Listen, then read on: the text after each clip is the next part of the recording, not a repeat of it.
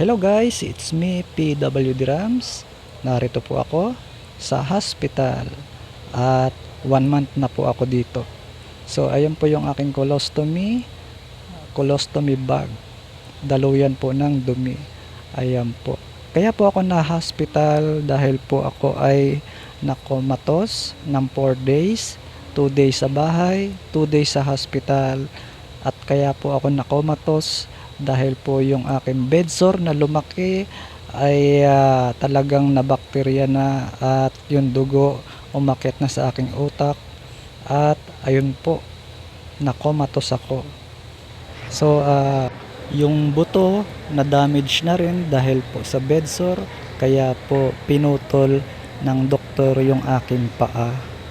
So sa pag-opera sa akin, sa aking pagputol ng paa, sinabay na rin po operahan na ilipat po yung pagdumi ko. Nilagyan po ako ng colostomy bag.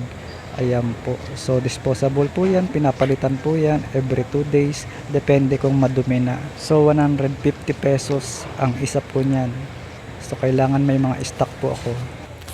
So ayan din po yung mga dugo or mga maruruming dugo galing po sa pinutol na hita ko at nililinis pa rin po yung mga nana sa pinutol na hita bago po i-final na tahiin.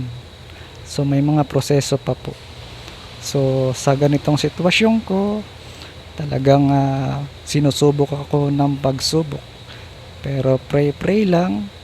At sa mga gastusin, ganun talaga. So prayer lang.